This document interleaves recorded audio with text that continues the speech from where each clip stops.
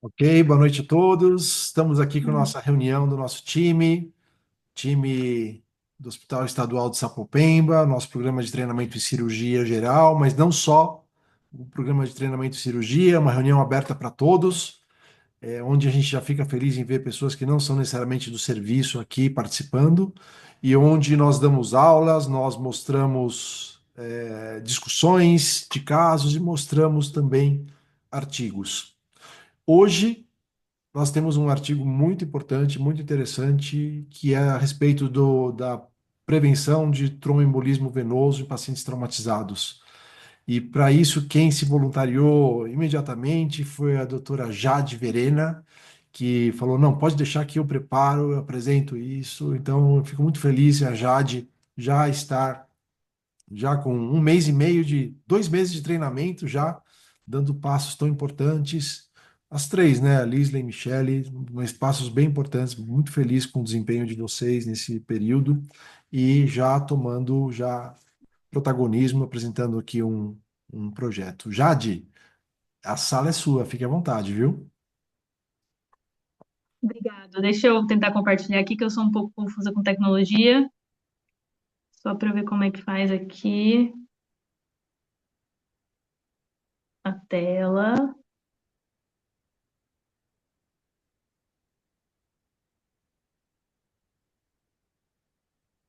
Gente,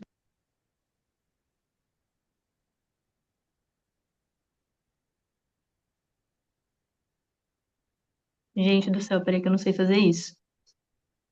Share, Eu preciso compartilhar minha tela. Peraí. clica no share, aí vai aparecer uma tela sua aí, onde está a sua apresentação. Share, peraí. Gente, que vergonha, peraí. Muito difícil isso. Fica tranquilo. Se você quiser compartilhar para mim também, eu coloco aqui na tela. É Para que eu agora. vivi de uma maneira muito intensa as apresentações na Covid. Muito intensa. Era tudo assim. Só apresentação aqui.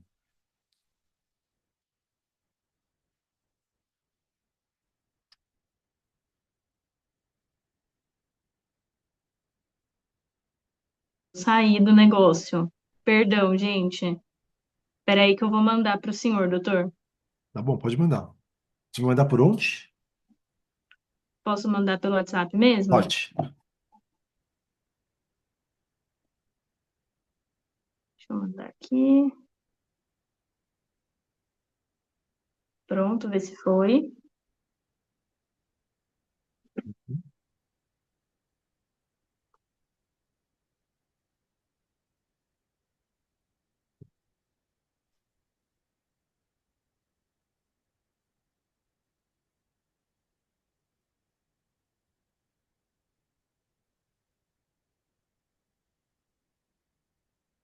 Ok, vou compartilhar agora então.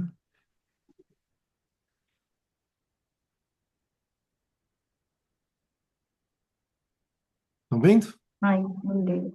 Todo mundo vendo, tudo certo? Obrigada, doutor. Você vai me falando que eu vou passando, tá? Tá bom, vamos lá. Então, para a gente começar, né? A introdução aí, a gente vai falar um pouquinho sobre prevenção TEV no trauma. A gente vai basear toda a nossa conversa de hoje nas diretrizes da Western Trauma Association, né? E conforme foi orientado pelo nosso chefe, né, Dr. Tércio, a gente vai trazer as recomendações atualizadas baseado nesse artigo. E a nossa proposta é mostrar como que pequenas mudanças no cuidado podem impactar diretamente nos desfechos dos nossos pacientes, né? Então, ao longo dessa apresentação, a gente vai conseguir perceber onde que isso se conecta com o que a gente já faz no nosso dia a dia e onde talvez a gente ainda tenha espaço para melhorar, né? E para começar, né, antes de eu falar das recomendações propriamente ditas, é importante a gente entender como que o artigo foi estruturado, né? Pode passar, doutor. Pode, aí é o título do artigo, pode passar. Então tá bom. O artigo da WTA, ele não se baseia num ensaio clínico ou numa revisão sistemática formal, uma metodologia prisma que a gente está acostumado. Na verdade, ele foi construído a partir de uma revisão estruturada da literatura, que é predominantemente composta por estudos de classe 2 e de classe 3, associada a um consenso de especialistas da associação. Então, no trauma é muito difícil a gente conseguir fazer estudos classe 1, né? Justamente por todo o cenário que são os traumas, né? E o processo da construção desse artigo, ele foi um processo que foi iterativo, com várias rodadas de discussão, ele buscou ser o mais prático possível diante da realidade do trauma, né? Onde os estudos de alto nível ainda conseguem ser muito escassos, porque a gente precisa resolver o que está acontecendo ali, né? Não dá para pegar o paciente traumatizado e botar ele para estudar, botar um grupo controle e tudo mais. Mas entendendo a base do algoritmo, a gente vai agora para o impacto real dessa conduta na prática. Então, assim, qual que é o peso do problema que a gente está tentando prevenir, né? Pode passar. A carga dessa doença, né? O risco TEV nos pacientes sem profilaxia, ele é muito alto, né? A incidência ela pode chegar em até 58% nos traumas graves, né? Isso já era conhecido desde 1996, quando o New England Journal of Medicine demonstrou a superioridade da enoxaparina sobre a heparina não fracionada. Então, já lá na década de 90 começou, né, esse assunto, ele já se tornou muito bem estabelecido.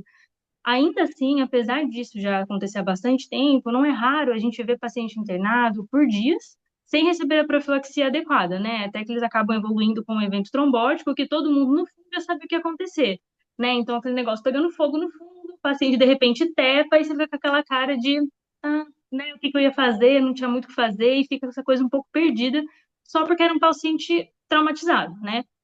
Então, sabendo da importância da profilaxia, a próxima pergunta que a gente tem que fazer é como que esse algoritmo, né, como que o algoritmo do artigo vai organizar de forma prática a tomada dessa decisão, que é justamente o que o artigo se propõe a fazer. Pode passar. O objetivo dele é ser prático e aplicável em absolutamente qualquer cenário do pronto-socorro até a enfermaria. Então, ele vai organizar as decisões que muitas vezes a gente só percebe que precisava ter tomado depois que o paciente já está internado, sem a profilaxia, e daí bate aquele momento de urgência que todo mundo fica se perguntando como é que aquilo foi deixado passar, né? Como que não foi pensado nisso antes. E para garantir que isso não aconteça, o primeiro passo que o artigo traz para a gente é avaliar o risco inicial do paciente. Pode passar. Então, a primeira decisão do algoritmo é estratificar o risco, tá?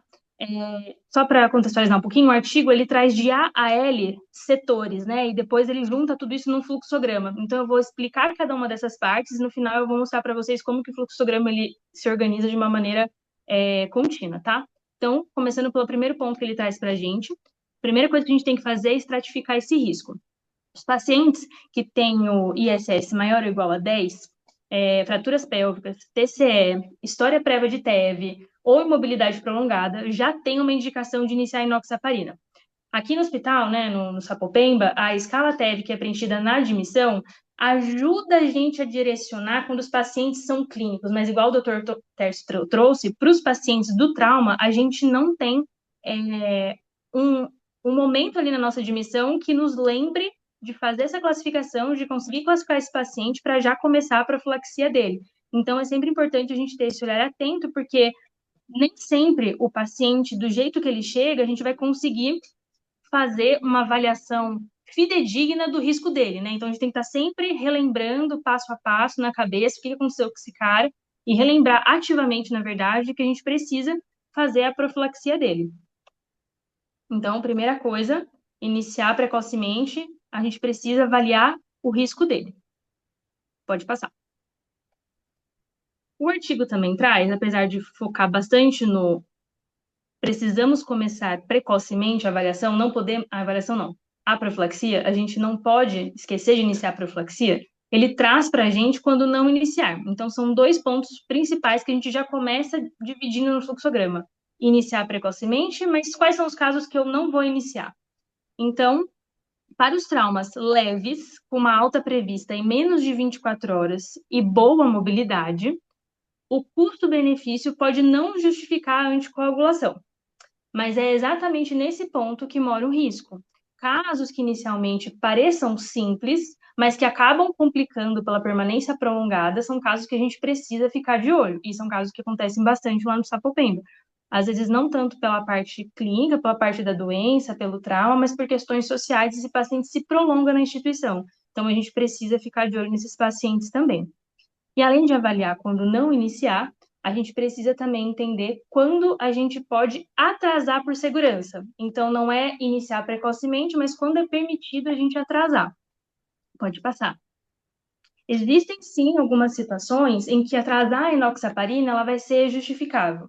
Então, alguns são a hemorragia ativa, a coagulopatia grave, instabilidade hemodinâmica, lesões com risco elevado de sangramento, como o caso dos TCEs graves. Mas o atraso que a gente está falando aqui, ele precisa ser o mínimo possível e ele precisa ser reavaliado constantemente para não deixar o paciente desprotegido além do necessário. Então, não é você identificar que ele tem um motivo para atrasar e aí você olhar aquele paciente só no dia seguinte, porque daí a gente está perdendo uma janela muito importante de fazer a profilaxia para esse paciente. E aí, falando do TCE especificamente, que é um ponto que o artigo traz de forma relevante, a gente vai ver qual que é o momento ideal para iniciar a profilaxia neles. Pode passar. O artigo traz vários, dentro de cada uma das exceções, né, de quando a gente atrasa, mas o que ele mais destaca, o que ele mais comenta aqui é dos pacientes com TCE e a TCE estável, tá bom? A profilaxia com enoxaparina nesses pacientes deve ser iniciada entre 24 e 72 horas. No trauma raquimedular, o ideal é antes de 48 horas, tá?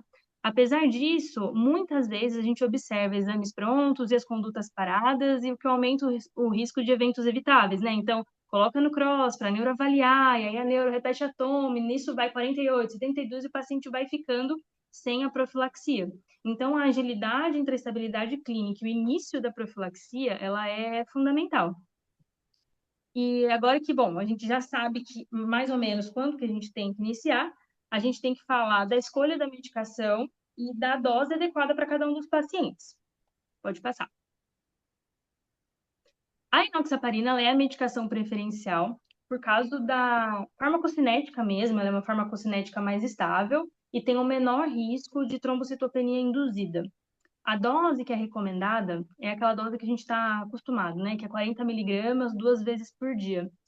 Ainda assim, a gente encontra resistência em alguns setores, em alguns lugares, de manter a dose, que é a dose antiga, que é de 30 ou de 20 para todo mundo, principalmente nos pacientes traumatizados por causa da questão daquele medo do sangramento, né? É uma prática que não atende à realidade dos pacientes que são adultos, principalmente, né, os acima de 50 quilos, porque a gente está falando disso de subdose, né? E falando na dose, a dúvida que pode surgir é como saber se a dose que a gente usa tá mesmo funcionando para o paciente, porque tem um paciente lá de 60 quilos, um paciente de 80 quilos e um paciente de 120 quilos, a gente está no 42 vezes para todo mundo e está tocando barco, né? Isso vale? Isso é efetivo? Pode passar. O ideal mesmo, seria a gente fazer um monitoramento com o anti do fator 10A, né? O ajuste da dose com base nos níveis do anti-XA, ele é uma estratégia que melhora muito a eficácia da profilaxia. O artigo bate bem nesse ponto, né, e fala que mais de 80% dos pacientes necessitam de ajustes que são baseados nesse anti-XA. Mesmo assim, a prática de monitorar, né, esse fator, ele ainda é pouco difundida. Na maioria dos hospitais, alguns hospitais nem tem, né?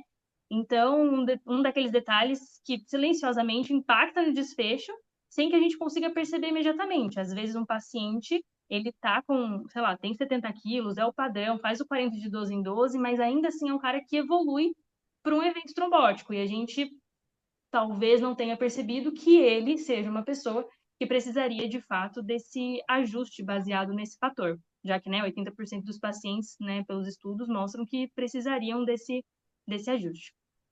Agora, nem sempre a gente vai conseguir anticoagular logo de início, né? Então, até agora a gente falou, precisa iniciar precocemente. A grande maioria dos casos, tirando pouquíssimas exceções, a gente não vai entrar com a enoxaparina.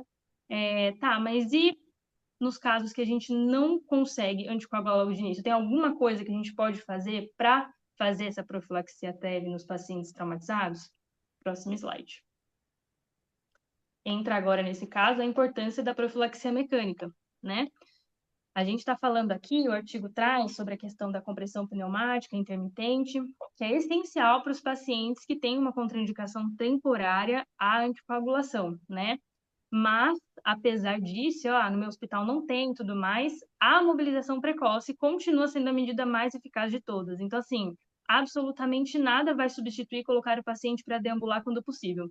Né? A gente entende que alguns traumas o paciente vai ficar, de fato, impossibilitado dessa prática, mas para os pacientes que têm trauma leve, que são capazes de andar, nada fará melhor para ele, para a sua profilaxia, do que deambular. Então, a gente precisa estimular isso nos pacientes, do mesmo jeito que a gente é, estimula para os pacientes que não são traumatizados, para os pacientes que são traumatizados e que têm essa possibilidade, a gente também precisa estimular bastante. Próximo slide. O artigo também traz para a gente, no item F, sobre Doppler venoso, né? Existem práticas em alguns hospitais, particularmente aqui no nosso, eu nunca vi a gente fazer dessa maneira, né? Mas ele cita que em alguns lugares é meio que um costume, uma coisa cultural, a gente fazer um Doppler venoso semanal, né? Mas ele é indicado somente para os pacientes de altíssimo risco e que, por algum motivo, não estão recebendo anticoagulação. Então, você sabe que a chance de dar errado é grande, então você já vai meio que se prevenindo ali para não esperar ter um sinal clínico e daí já ser tarde demais para fazer alguma coisa, né?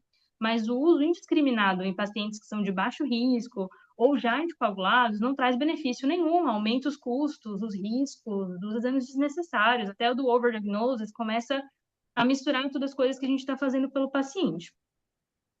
Pode passar.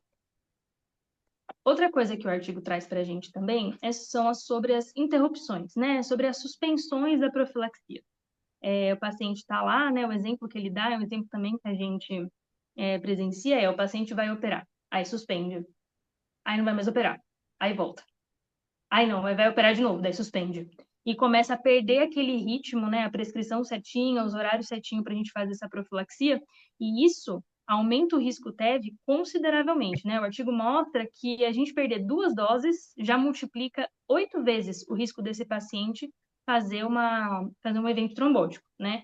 Então, essa questão do adiamento das cirurgias, né? O paciente acabar ficar sem coagulação, suspender, esquecer de voltar depois. A gente precisa ficar muito atento, porque essas interrupções aumentam bastante o risco dos nossos pacientes. O próximo slide. O artigo também traz sobre filtro de veia cava, né? Ele é um caso bem específico, né? Ele deve ser reservado para os casos que são pacientes que têm um evento trombótico, né? Um TEV confirmado, mas possuem contraindicações absolutas à anticoagulação, né? Então, não tem absolutamente como a gente introduzir anticoagulação para esse paciente. Ele já tem um evento trombótico confirmado, e aí a gente vai ter que lançar mão do filtro de veia cava, né, para evitar que esse trombo se espalhe e traga consequências mais graves para o nosso paciente. O uso profilático de filtro de veia cava como uma coisa de rotina, ele não é indicado, e como é de se esperar, né, ele aumenta os riscos de complicação do paciente, né, não faz sentido colocar filtro de veia cava para todo mundo. Próximo slide. No momento da alta hospitalar, né? A profilaxia, TEV, quando a gente está falando dos pacientes traumatizados, não termina no momento da alta hospitalar, né? Os pacientes de alto risco, eles devem receber anticoagulação estendida por até 4 semanas, principalmente nos casos de TCE, de fraturas grandes ou de grandes cirurgias ortopédicas, né? De ossos longos principalmente. Esse cuidado no pós-hospitalar, ele reduz eventos de uma forma significativa, né? Eles trazem que vai diminuir de 1 a 2% em um ano, né? Quando a gente pensa no cuidado desses pacientes depois do momento da alta. Pode passar. E agora, esse é o algoritmo, né, que ele traz para a gente. Então, ele até desenha, depois acho que o Dr. Terce pode mandar o artigo para todo mundo, né? Tem as letrinhas, então, ali, A, B até L, que ele mostra exatamente os pontos que a gente foi falando e como que a gente deve seguir esse fluxograma, né? Então, para fazer uma conclusão, assim, de tudo que foi o artigo, a prevenção do TEV no trauma, ela se baseia em 4 pilares principais, tá? Então, que é iniciar precocemente, ajustar a dose conforme o perfil do paciente, manter a continuidade da profilaxia e adaptar a conduta ao risco individual, né? Então, de forma prática, para a gente usar o fluxograma no nosso dia a dia, o caminho seria mais ou menos assim. A gente identifica o risco do paciente na admissão pela escala TEV, A gente isenta de fazer a profilaxia TEV somente em traumas leves e com alta rápida prevista, então menos do que 24 horas. Se a gente encontrar alguma contraindicação, a gente pensa em usar compressão pneumática ou a deambulação e reavaliar esse paciente se ele vai precisar em algum momento entrar com essa anticoagulação. Se for indicado, a gente inicia a enoxaparina até 24 horas ou após estabilizar o quadro de TCE, né, ou da coluna. A dose padrão de 40 miligramas, 2 vezes por dia, é o que a gente vai usar para a maioria dos pacientes, mas se a gente tiver a possibilidade de ajustar baseado no exame do anti-TISAR, a gente vai ajustando isso conforme a necessidade. A gente precisa manter a profilaxia contínua, mesmo nas transições internas. Então, mesmo trocou de setor, suspendeu cirurgia, organizar isso tudo certinho para que fique uma profilaxia contínua. E a gente estende essa anticoagulação no pós-alta para os grupos que são de altos riscos, tá? São passos simples, são passos aplicáveis no nosso dia a dia. No começo pode parecer um pouco engessado, mas a partir do momento que a gente começa a aplicar, isso vira parte da rotina, né? E isso vai trazer um impacto direto na segurança dos nossos pacientes. Eu sei que parece um pouco engessado, mas é porque o artigo é exatamente isso, né? Ele é um passo a passo, mais ou menos assim, do que você deve fazer. Então, ele vem e explica, faça isso, depois que você identificou isso, faça aquilo. Então, acho que esse fluxograma a gente pode imprimir, colar na parede para conseguir seguir ali, para ajudar a gente na hora de tomar as decisões de quando ou não entrar com a anticoagulação para os nossos pacientes. Próximo slide. É só um agradecimento mesmo. Desculpa se eu falei rápido, eu estou um pouco nervosa, mas a gente fica à disposição aí, doutor Terry, se quiser complementar, contar os casos que a gente teve no hospital. E é isso. Muito bom, Jade. Gostei bastante da sua apresentação.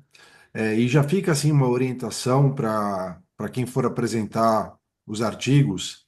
Essa é uma maneira excelente de apresentar um artigo, porque você coloca o título do trabalho, você coloca as figuras, todas elas que estão no trabalho, e coloca o que você tiver de texto importante, coloca também.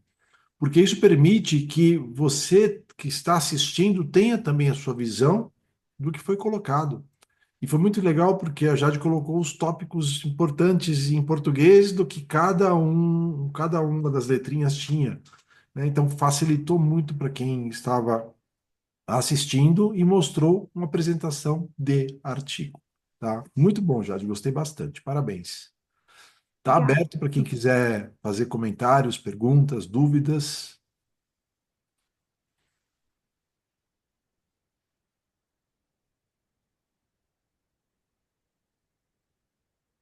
Bom, eu já vou começar falando então.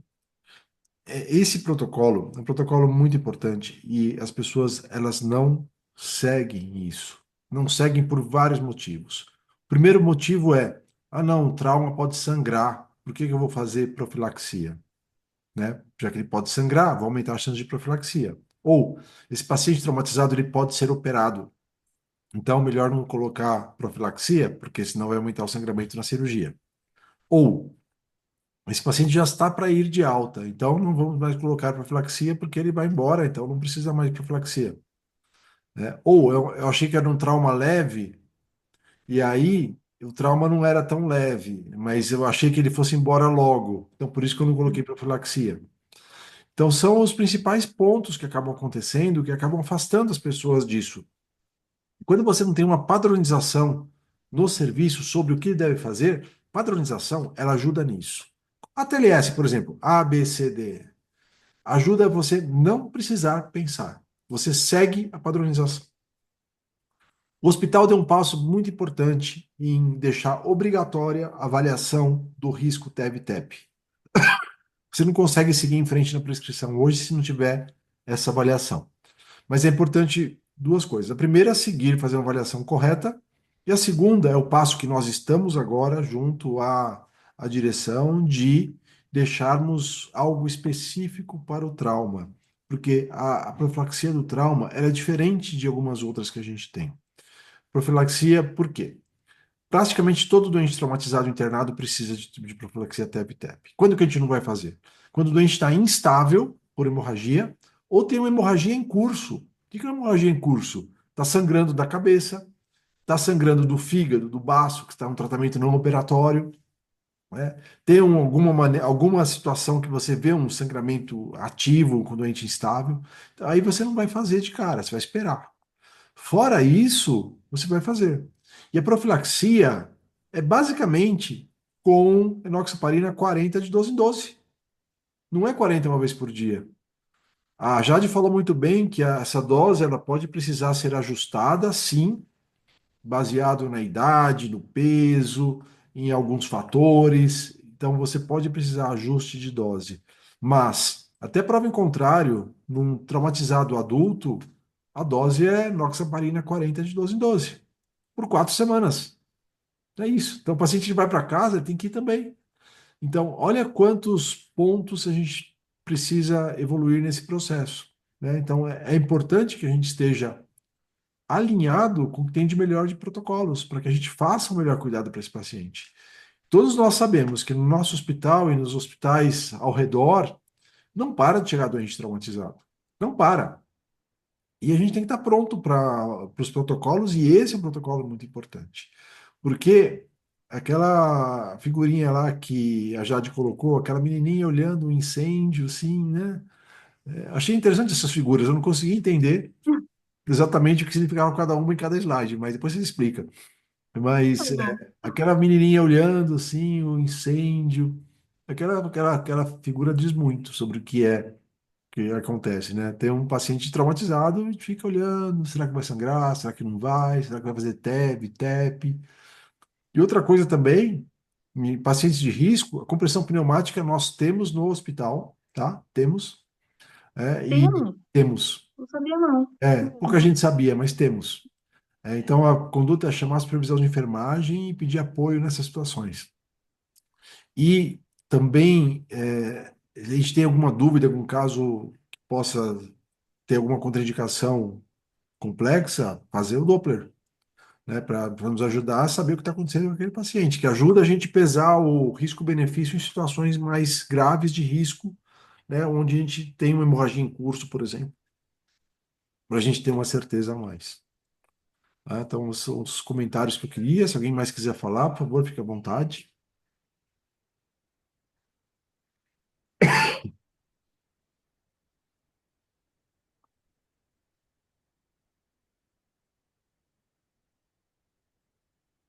Mais comentários?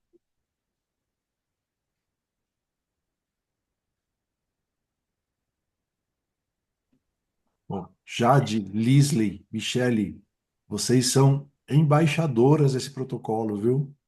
Embaixadoras, tá?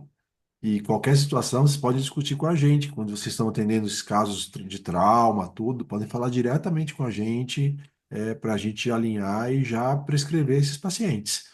Essa é uma oportunidade que nós temos de transformação dos processos no hospital. Como que a gente transforma? A gente transforma com as reuniões que nós fazemos aqui, alinhamento de condutas baseado no que se tem na literatura e colocar em curso. Alinhamento. Aconteceu hoje de uma maneira espetacular essa cirurgia que a Bruna tocou, que você ajudou muito bem, e, ou seja, caso alinhado. A gente vai fazer assim, né? Então tá alinhado, que vai fazer um caso tão difícil, alinhado.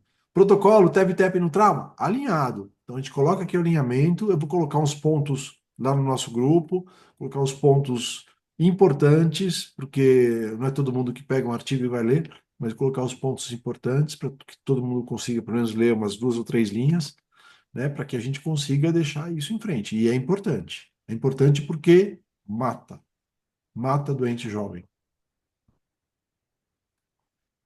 A Yasmin ia falar alguma coisa, Yas? Não, doutor, acho que só falar mesmo da importância, né? Como o senhor falou, de alinhar o protocolo, de que é uma coisa que a gente teve, infelizmente, esses casos recentes no hospital, mas que é uma coisa que muitas vezes a gente acaba, como o senhor mesmo tocou, não dando a devida importância para esse protocolo por pensar que, ah, não, é um doente traumatizado, a gente não vai fazer. E a importância de estar sempre reavaliando, né? Porque às vezes, foi como a Jade falou aí, às vezes esse paciente ele tem alguma contraindicação no momento, mas a gente reavaliando, dependendo da internação, ele tem indicação, ele passa a ganhar essa indicação, que a maioria deles vai ter em algum momento, né? Se não tiver uma contraindicação formal, e sempre reavaliar para introduzir na hora oportuna. Perfeito. Isso aí.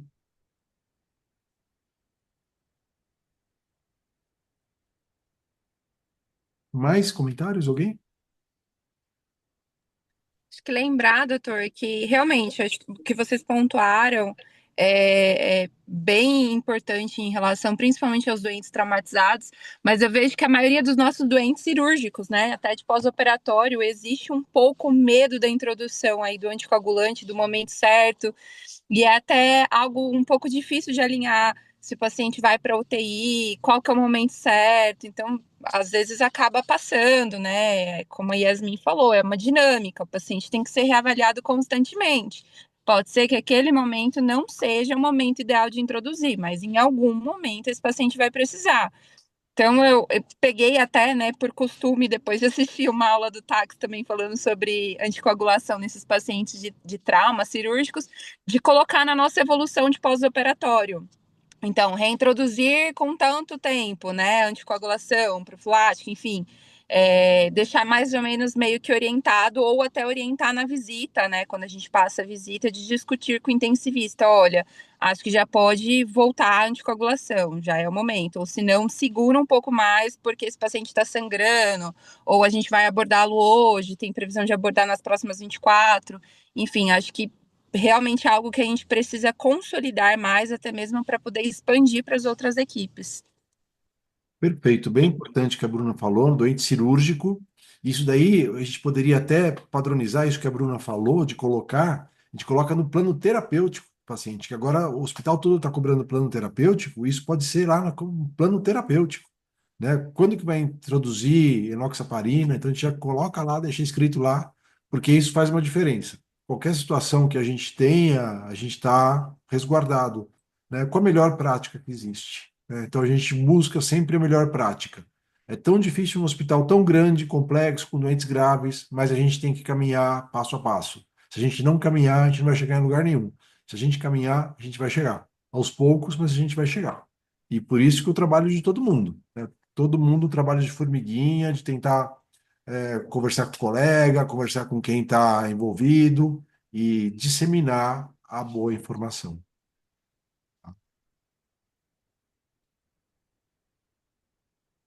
Mais algum comentário?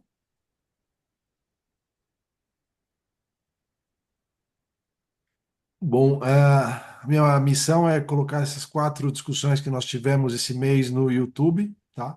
Então a gente vai colocar no nosso canal. E a partir do momento que eu colocar, vai estar disponível aí para todo mundo. Eu vou avisar vocês para que a gente tenha esse conteúdo, dissemine o conteúdo, disseminar a boa informação, para que as pessoas comecem ou continuem tratando da melhor maneira possível os seus doentes traumatizados e os cirúrgicos, que pelo menos essa é a nossa missão, tá?